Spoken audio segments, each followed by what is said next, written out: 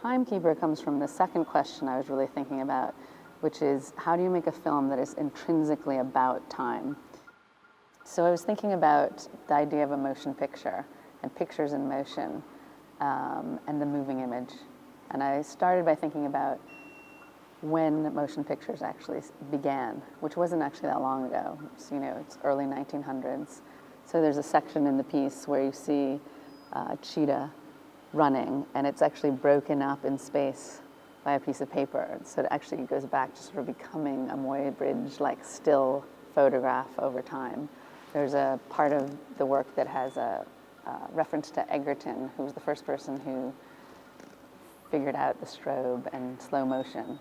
So this idea of sort of breaking down the image, because I think that we're actually seeing images in motion in a new way. It's kind of bookending the century, that the motion picture has become actually disintegrated. We see images in debris, we see them in movement, we see them juxtaposed in time and space in a much, much more fragmented, fractured way. And in some ways, I think it mirrors a kind of editing process of film. And I think this idea of a film editing process has actually always been really central to my sculpture. It's something that one talks a lot about in film, is the film dialectic, or the way meaning actually always comes in the edit. It's a very filmic idea that I've always used in sculpture, but in this work, that's really highlighted. So all of the objects and all of the images actually, in some ways, in my mind, have to do with an image where time is marked somehow. Another idea about time was that the images that are on the wall were all on and off for 1 minute. So they're totally unsynced. So they're on for 1 minute, they're off for 1 minute, but they're out of sync. So they collide in a completely random way. So you have these kind of juxtapositions, or these collisions, happening in some ways live for at least about a 1 week time span. The other idea about the sculpture was that the sculpture was the projector itself. So the sculpture is really just the tool for the images around the room. And so everything about it is a tool. It's also in the location of editing. So it's actually the desk where I was editing the film. The piece traces the architecture and actually owns it. So when you walk into the room, actually you walk in to the video directly. So there's not an audience watching a film, but those are completely collapsed, that you're collapsed as the viewer, the maker, because you see the editing desk and the projector is all in one site. There's no hidden projector, there's no audience seat. It's completely dynamic. And that idea that there's no frame. If you look at other images, they're either moving, they're overlapping, or the edges are torn or masked, so that the frame of both the images and the space is totally broken and blurred.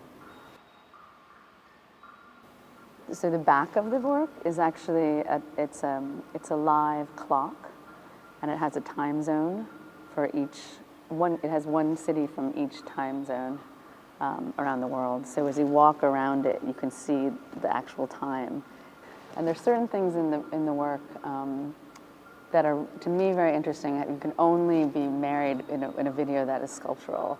So, for example, there's one video that I call the race, where all the images are actually piled on top of each other, but as they move around space, they separate out, and they separate out at the speed that the animal actually moves in space. So the peregrine falcon, pulls out, the cheetah pulls out and leaves these others behind. And something like this, which is kind of, in my mind, like a dead image that goes around the room, is kind of, it's kind of a symbol for a dead image, because now when your screen goes blank, it doesn't do that. It's actually what a television or a receptor would go, but this kind of fuzz is kind of like a dead image going around the room. And this idea of how an image dies out was interesting to me. All of the films or the videos, when the edit goes dead, it actually dies out in a way that mimics the medium. So images will pixelate, or they'll burn, or they'll flicker out. I think part of the idea is that the crescendos are discovered by the viewer. So that a crescendo or a moment of intersection happens between the images. And I think all of the narrative content of the images it's kind of an abstract idea, but they're all asking a question about a moment in time where suddenly you have this realization of time.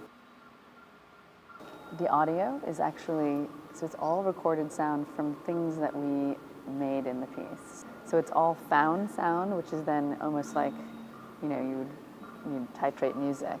It's brought up different levels to create a kind of a hum or a heartbeat, a kind of breath to the piece that has this kind of machine-like song to it that all comes from the machine itself. I like the idea that all of my sculptures are kind of tools or jigs, use the word jig, something that's actually a system to create something else, but then it becomes the thing itself.